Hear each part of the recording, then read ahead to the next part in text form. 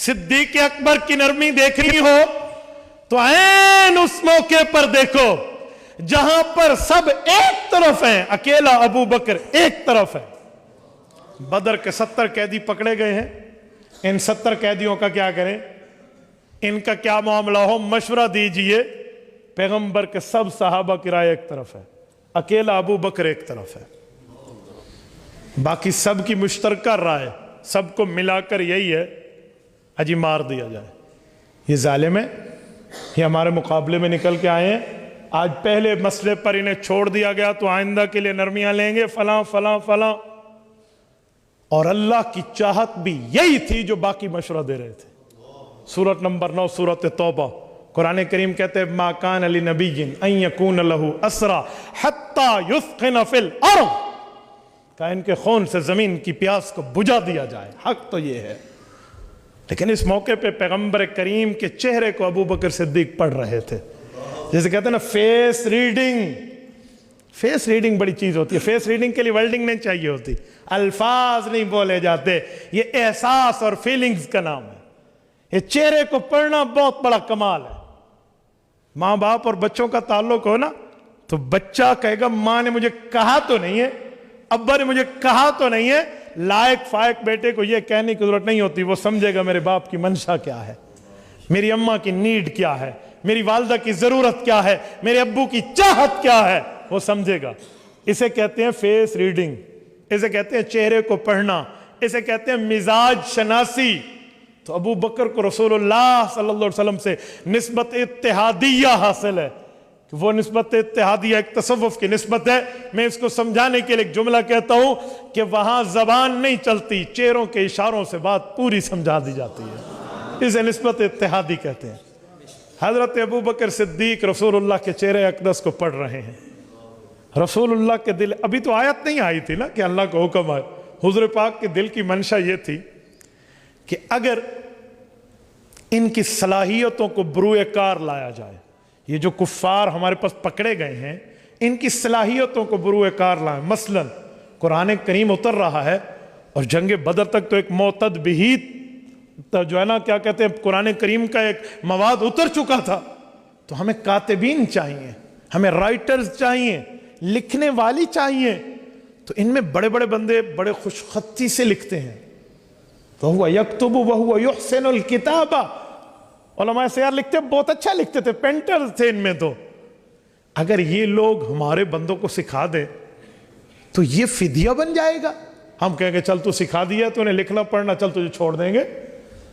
ये तो बड़े बड़े स्पेशलिस्ट हैं अपने मामलात के। ये किसी से माल का फिदिया ले लिया जाए तो इस्लाम पर खर्च हो जाएगा, मईशत की मजबूती आ जाएगी। इस तरह की बातें अबू बकर चेहरा अक़दस को पढ़ रहे हैं, पढ़ रहे हैं, पढ़ रहे हैं। जब अबू बकर पर उंगली आई ना कि आप बताएं, तो इसने वही बताया जो हुजूर के चेहरे को पढ़ चुका था। रसूलुल्लाह का चेहरा खिल उठा। फैसला भी इसी पर हुआ।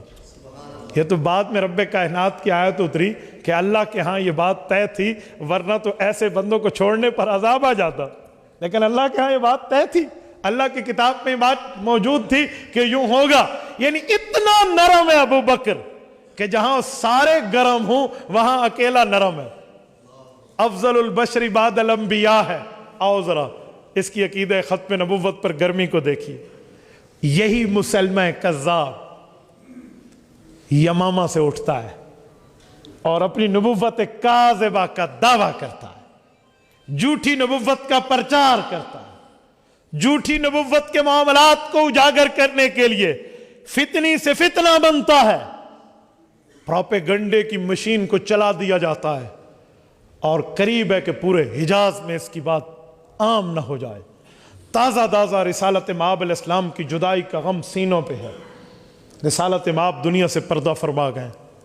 उम्मत की बागडोर और क़यादत अबू बकर सिद्दीक रज़ी अल्लाह अन्हु के हाथ में। कुछ भी हो, लेकिन नबुव्वत के बाद है तो उम्मत ना। तो इस दौरान अगर कोई नबी होने का दावा कर दे, क्या होगा भाई? वो ये भी कह दे भाई मैं नबी हूं और अबू बकर तो उम्मती है, वो तो क्रॉस के चक्कर में डायरेक्ट हुआ पड़ा है, तो क्या होगा? ये जब इसकी दावत फैली ना, तो सिद्दीक अकबर रजी अल्लाह तआला अन्हु की बात मौजूद है, अयन कुसुद्दीन व अना हई। کہ لوگ دین پر پروپیگنڈے کی بات لے کر نقصان پہنچانے کے حملے کا سوچیں اور ابو بکر کی جان میں سانس چلے، یہ دو باتیں نہیں ہو سکتی، یہ نہیں ہو سکتا۔ یا ینقص الدین وانا حی کا اور کیا معنی ہے؟ کہ میری نبضیں چلیں، میرا خون دوڑے، میرا دل دھڑکے، میرا دماغ چلے، میری سانس چلے، میری حیاتی برقرار ہو، اور حضور پاک کی دین کے خلاف سازشیں ہوں یا سازشیں ہوں گی، یا ابو بکر اس دھرتی پہ ہوگا، دو کام میں سے ایک کام ہوگا۔ اور یہ کہاں ہے؟ ابو بکر صدیق مدینہ طیبہ میں ہے۔ اور آپ کو پتہ ہے یمامہ کہاں ہے؟ کچھ لوگ سمجھتے ہیں یمامہ یمن کا علاقہ ہے، جی نہیں، سعودیہ کا علاقہ ہے۔ سعودیہ کا کیپٹل آف دا کنگڈم ریاض سے 90 اور 70 کلومیٹر کی مسافت بنتی ہے۔ یمامہ کی علاقہ کی بستی آج بھی وہاں موجود ہے، یہ ریاض کی بالکل قریبی علاقہ ہے، یہاں کے رہنے والے ہیں۔ اور اعلانات ہو گئے، اور یہ بے ایمان جو نبوت کا جھوٹا دعویٰ کر رہا ہے، اس نے بڑے بڑے ریلیف پیکیجز دیے ہوئے ہیں کہ آپ کو مسلمانوں کے نبی تو 5 نمازوں کی کہتے ہیں نا، میں نے اپنی نبوت میں اللہ سے 2 نمازیں بطور معجزہ ختم کروا لی ہیں، لہٰذا 3 پڑھنی پڑیں گی۔ اس طرح کے ریلیف پیکیجز اس نے بنائے ہوئے ہیں۔ اور صحابہ کرام میں ابو بکر صدیق کی ایک تقریر نے جوش کا یہ ایک روح پھونک دی، اور پیغمبر کے صحابہ کو اس کی طرف روانہ کر دیا گیا۔ جب جہاد شروع ہوا ہے اور اس سے لڑائی ہوئی ہے اور اس سے 2 ہاتھ ہوئے ہیں، ایک تفصیل ہے، میں ختم نبوت پر بات کر رہا ہوں۔ یمامہ کی اس دھرتی پر یہ بندہ فی النار ہوا ہے حضرت وحشی کے ہاتھوں رضی اللہ عنہ، یہ قتل ہوتا ہے۔ اسی لیے تو حضرت وحشی فرماتے تھے قتلت خیر الناس ثم قتلت شر الناس، کہ اگر امت میں ایک افضل شخص حضرت حمزہ اسد اللہ و اسد رسولی رضی اللہ عنہ، پیغمبر کے چچا جان، میری حالت کفر میں میرے ہاتھوں سے دنیا سے گئے ہیں، تو میرے مولا اب کفارہ قبول کر لے، اس دھرتی پر سب سے بے ایمان بندہ مسلمہ بھی میرے ہاتھوں سے گیا ہے۔ یہ قتل ہوا، سب کچھ ہوا، صحابہ کرام واپس پلٹے ہیں۔ آؤ میں کاؤنٹنگ پیش کرتا ہوں، شماریات میں آنا، ذرا حساب میں آنا، توجہ رکھنا۔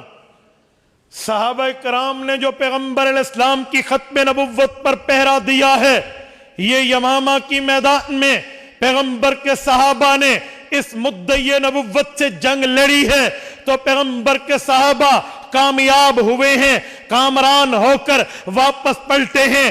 اگر شہداء کی تعداد دیکھیں، یہ جو حدیث سنائی جاتی ہے کہ جب قرآن کے 700 قاری شہید ہوئے تھے، تو سیدنا صدیق اکبر رضی اللہ عنہ کے دور میں یہ سوال پیدا ہو گیا تھا کہ اب دین کے تحفظ میں قرآن کریم کو جمع کیا جائے، ورنہ یوں قراء، ورنہ یوں حفاظ، ورنہ یوں قرآن کے صاحب دنیا سے جاتے رہیں گے، اگلی نسلوں تک قرآن کیسے پہنچے گا، اگلی امتوں تک، اگلی امت کے لوگوں تک قرآن کریم کیسے جائے گا؟ لہذا حفاظ کی کمیٹی بٹھاؤ، حضرت زید بن ثابت بیٹھے، حضرت ابی بیٹھے، حضرت علی بیٹھے، باقی صحابہ بیٹھے، خلفائے اربعہ کی قیادت و نگرانی میں یہ سب جمع ہوئے، قرآن کریم جمع ہوا، بین الضفتین، 2 گتوں کے درمیان جمع ہو کے آج آپ کے اور میرے پاس پیغمبر کا قرآن موجود ہے۔ یہ اسی جنگ میں 700 قراء شہید تھے۔ کل تعداد کتنی تھی میرے دوستو؟ حضور پاک کے ختم نبوت پر پہرہ داری کرتے ہوئے اس ابو بکر کی قیادت میں بھیجا ہوا لشکر 1200 پیغمبر کے صحابہ نے جان کی قربانی دی ہے۔ کتنے صحابہ؟ 1200 صحابہ، 1000 کے ساتھ اوپر 200۔ یہ میں 1200 کا لفظ بڑا کر کے کیوں بتا رہا ہوں؟ اس کے پیچھے بھی ایک تاریخ ہے۔ رسالت مآب کو جہاد کا جو اجازت نامہ ملا ہے، اس وقت ملا جب پیغمبر کریم کی عمر مبارک 53 سال تھی۔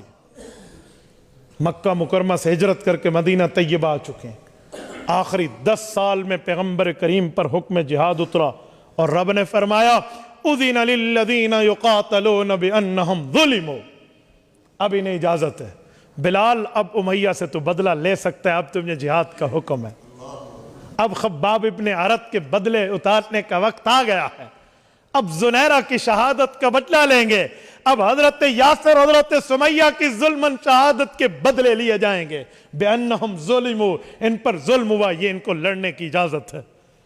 یہ جہاد کا اعلان ہوتا ہے۔ آخری پیغمبر کی دنیاوی 10 سال میں پیغمبر کریم نے 427 مہم جوئیاں کی ہیں، جن میں 27 غزوات ہیں اور 400 سریات ہیں۔ غزوات کا معنی بنفس نفیس رسالت مآب شریف ہے، اس پہ شریک ہیں، اور سریات کا معنی کہ پیغمبر کی نگرانی میں پیغمبر کے حکم سے صحابہ کا لشکر گیا ہے۔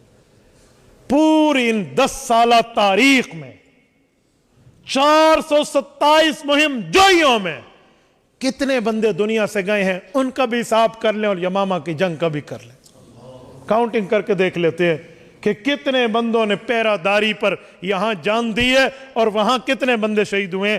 بدر سے لے کر تبوک تک آ جائیے اور سریہ میں بنو شہرہ تک آ جائیے، آخر تک آ جائیے، آپ دیکھ لیجئے کتنے ہیں، سب کچھ سمجھ آ جائے گا۔ تمام غزوات کو ملائیں، تمام سریات کو ملائیں، مسلمان پلس کافر دونوں کے اموات کی تعداد ملائیں، 740 بھی نہیں بنتی۔ میرے دوستو، میں آپ کی ایمان پہ دستک دے رہا ہوں، میں نے تبھی نعرہ رکوایا ہے۔ میں بھائی کے جذبات کی قدر کرتا ہوں، آپ نیور مائنڈ، لیکن میں نے گفتگو کو سبق سمجھ کے بات کی ہے نا۔ جلسوں میں بات نعروں کے حوالے نہیں کرنی چاہیے، سارے کہیں گے نعرے تے بڑے وجہ نے، لیکن ہم دل کی تختی پر تھوڑی یوں دستک دے کر سوچیں کہ ختم نبوت کا مسئلہ کتنا اہم ہے۔ مجھے آپ اپنے مسلک کا خطیب نہ سمجھیے، وکیل سمجھیے، وکیل سناٹے میں بولتا ہے، تو مجھے توجہ آپ کی چاہیے۔ پوری ان مہم جوئیوں میں تعداد اموات 739 ہے، 40 بھی نہیں ہے، 750 کے اندر ہے۔ مسلمان کافر دونوں ملا کر، اپنے پرائے دونوں ملا کر، صرف صحابہ کی بات نہیں کر رہا، جو ان کے قتل ہوئے وہ اور جو ہمارے شہداء وہ سارے ملا کر 750 کے اندر ہیں۔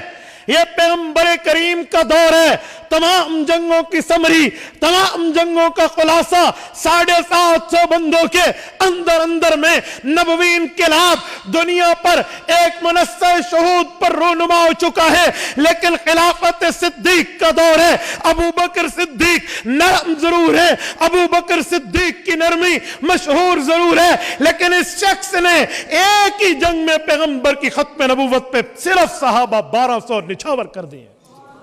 آپ اندازہ لگا لیں۔ اور ابو بکر کتنے نرم ہے۔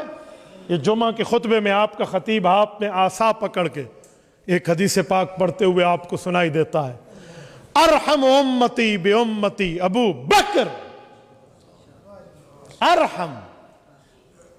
ارحم کیا مطلب؟ سب سے زیادہ، جزاک اللہ، سب سے زیادہ رحیم و کریم امت میں۔ ارحم اس میں تفضیل ہے، سپرلیٹو ڈگری وائز ہے، اس سے بڑا لفظ نہیں ہے۔ ارحم امتی بی امتی ابو بکر۔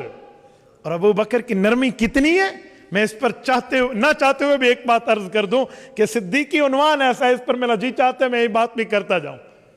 آخری خطبہ میں جب پیغمبر کریم نے صحابہ کرام کو اشارہ دیا تھا نا کہ میں دنیا سے جانے والا ہوں، یہ امام بخاری صحیح بخاری جلد اول باب الخوخۃ فی المسجد کے تحت اس روایت کو لے کر آئے ہیں، تو حضرت رسول اللہ نے صحابہ کرام کو اشارے میں فرمایا تھا کہ میں دنیا سے جا رہا ہوں، ڈائریکٹ نہیں کہا تھا کہ ان کے دل کہیں برداشت نہ کر پائے۔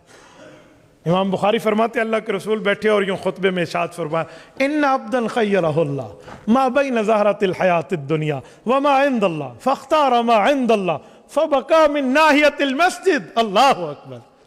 کہا صحابہ بیٹھے، رسالت میں آپ نے ان کو کہا لوگوں ایک شخص کی بات سناؤں، کہ جی ضرور سنائیے، ارشاد فرمائیے۔ فرمایا ایک شخص کی مثال ہے کہ اس کا اللہ سے رابطہ ہو گیا، رب کریم نے اس سے پوچھا بتا کیا چاہتا ہے، انہوں نے کہا اللہ آپ فرمائیے۔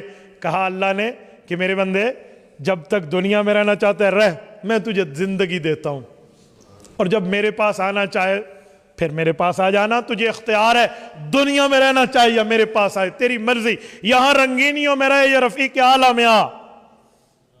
تو صحابہ کرام عام بندے جو عام نایا طبقہ ایمان لانے والا، وہ یوں واقعہ سن رہے ہیں کہ پیغمبر کریم علیہ التحیۃ والتسلیم ایک شخص کی بات سنا رہے ہیں، عام بندہ وہاں تک نہیں پہنچا۔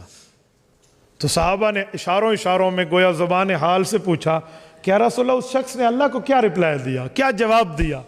تو رسالت باپ نے فرمایا فاختار ما عند اللہ۔ ادھر تک تو سارے سن رہے تھے اور یہاں پر بھی سارے سن رہے تھے کہ اس نے اللہ کی بات کو مان لیا وہ اللہ کے پاس جائے گا. اس موقع پہ ابو بکر کا دل کھول اٹھا. فَبَكَى مِن نَاحِيَةِ الْمَسْجِدِ. ابو بکر نے کونے سے برداشت تو بہت کیا کہ پی جاؤں، لیکن برداشت کے قابل نہ رہے. جب گلاس بھر جائے تو باہر بہنا بھی ہے نا، تو ابو بکر کے رونے کی آوازیں باہر نکلنا شروع. نائے لوگوں نے تو یوں دیکھا کہ اس شیخ اور بوڑھے کو کیا ہو گیا ہے، یہ کیوں رو رہا ہے؟ رسول اللہ تو کسی کی بات کر رہے ہیں. لیکن ابو بکر سمجھتے تھے یہ کسی کی بات نہیں ہے، حضور اپنی بات فرما رہے ہیں. پوری سیاست اٹھائیے، بخاری، مسلم، ابو داؤد، ترمذی، نسائی، ابن ماجہ، بلکہ اس کے علاوہ متون حدیث اٹھائیے. یقین مانے یہ حدیث یہاں پر ختم ہو جاتی ہے. اگلا جملہ نہیں ہے، اس سے اگلے جملے میں حضور نے ابو بکر کی دلداری شروع فرما دی. یہ بات یہاں پر چھوڑ دی. ابو بکر کو روتا دیکھ کر پیغمبر سے برداشت نہ ہوا. فرمایا لا تبکین خوخۃ فی المسجد الا خوخۃ ابی بکر. کہ میرے بعد ابو بکر کے گھر کا دروازہ میری طرح مسجد میں کھلا رہے گا، یعنی جیسے میں امامت کے لیے آتا ہوں پھر یہ امام بنے گا. یہ حدیث پاک سنانے کا ایک ہی مقصد ہے کہ یہ اتنا نرم ہے، ابھی خبر آئی نہیں ہے، ابھی معاملہ ہوا نہیں ہے، ابھی کوئی چیز واقع ہوئی نہیں ہے، رسول اللہ نے ابھی دنیا سے پردہ فرمایا نہیں ہے. صرف ایک اوپنلی بات، وہ بھی اشاروں میں کی جا رہی ہے، اور ابو بکر کی دھاڑیں نکل گئی ہیں. ارحم امتی بے امتی ابو بکر ٹائٹل پیغمبر کی طرف سے ملا ہے. یہ رحیم و کریم شخصیت بھی ختم نبوت پہ اتنے حساس ہے کہ 1200 صحابہ کرام کی شہادت کو لے کر بھی کہتے ہیں میں رسول اللہ کے سامنے سرخرو ہو گیا. یار یہ ابو بکر ہے، یہ ختم نبوت کی حساسیت سمجھی. تبارك الذي نزل الفرقان على عبده ليكون للعالمين نذيرا.